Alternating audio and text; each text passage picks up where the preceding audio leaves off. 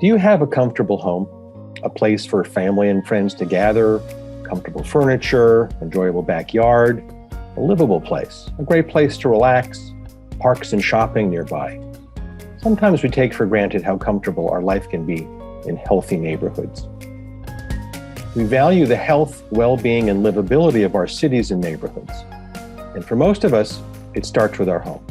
Many of us spend time making our homes comfortable and livable, adding a garden area or a porch, maybe a family room, or just updating our bathroom or kitchen. These home improvements can be part of safe and healthy communities. But are these homes and the spaces around and within them usable by everyone, from the very young to older adults, or those with a temporary physical setback from a sports injury or a hip replacement? How do we make our homes comfortable and accommodating for all of us at every stage of life? Is your home welcoming to friends and neighbors with mobility concerns, such as difficulty climbing stairs?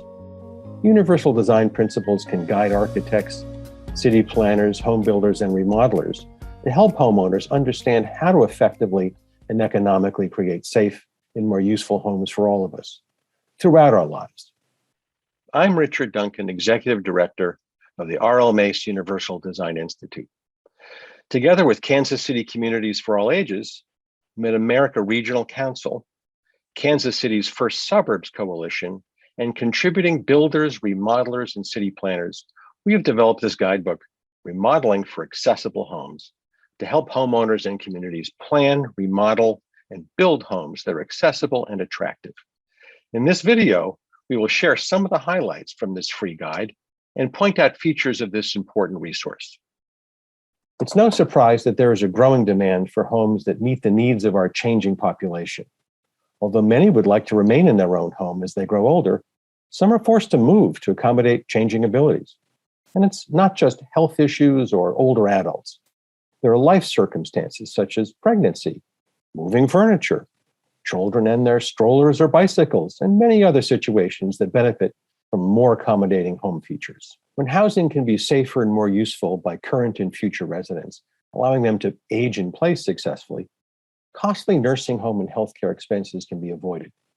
Multiple studies show that most older adults prefer to remain in their homes where family and community relations can be maintained, contributing to an individual's sense of place and helping to maintain community cohesiveness, neighborhood permanence, as well as individual mental and physical health. In recent years, it has become more widely recognized that many of the homes most of us live in cease to support our activities as we grow, mature, and pass through many of life's changes over time. We're learning that housing in this century must be able to meet the differing needs and requirements of users. We now know that individual characteristics such as strength or balance should not prevent a person from safely using, enjoying, and living in their home, no matter what stage of life.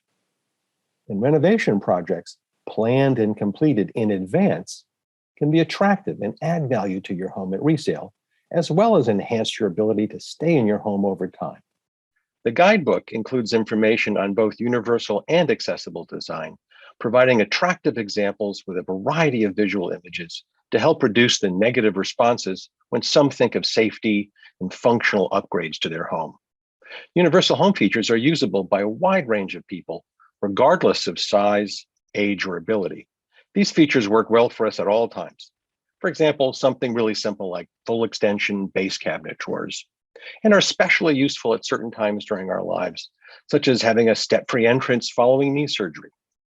Universal design elements can be added to otherwise standard renovation projects as a planning ahead option, providing general benefits to the whole family now and even greater utility later. By contrast, accessible design is almost always customized for just one person in a household. Accessibility features such as ramps or grab bars or fully accessible kitchens are absolutely necessary for those who need them. Unfortunately, they rarely add value when the home comes up for sale. Some of these accessible features may actually need to be reversed to sell the house. Consider universal design principles each time you think about updating or remodeling your home.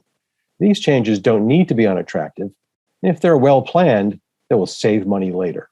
The guidebook has 3 goals: provide ideas for functional home renovations, highlight accessible and universal solutions, both are covered in this guide, and provides some cost ranges to help planning for these projects.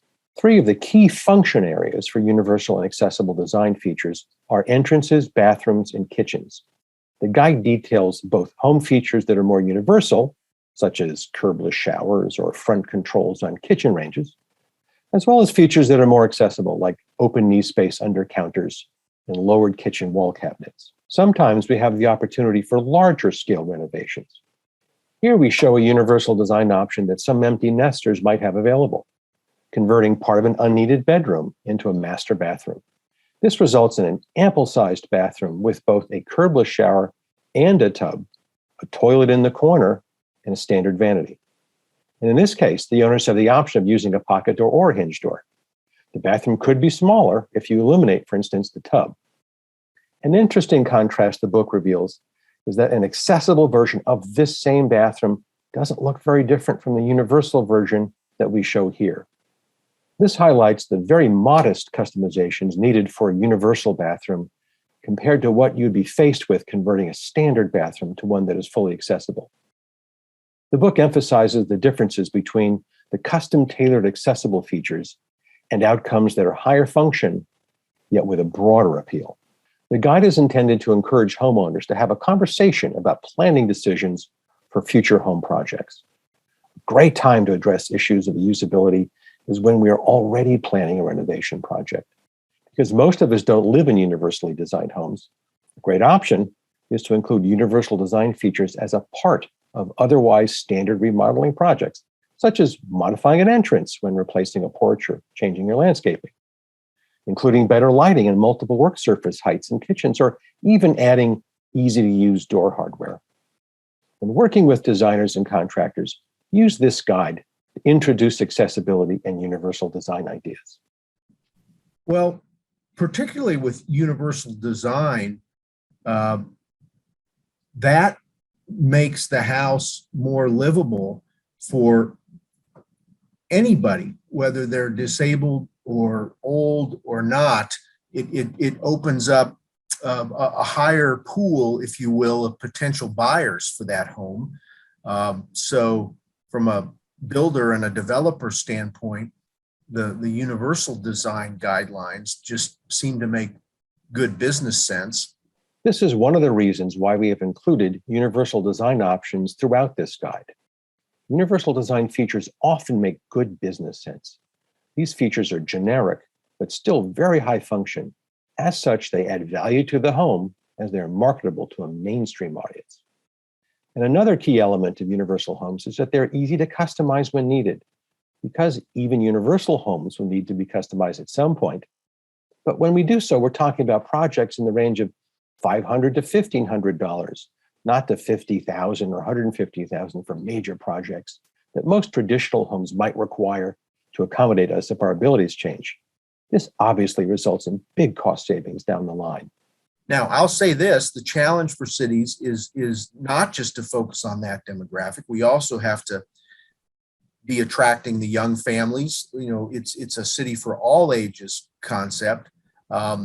But that's where universal design is so important, because that appeals to all and accommodates all capabilities, all ages, and that's, I think, really the direction we want to go, and that's hopefully the direction the market will continue to go. As much as we packed into this publication, there's a lot more information on these topics, so please make use of the resource section. This guide is a toolkit for accessible home design and how it supports successful aging in place. It also explores the roles different sectors of the housing industry play to promote accessible home design and livability. You can find a link to download the guide below or through Mid-America Regional Council's website.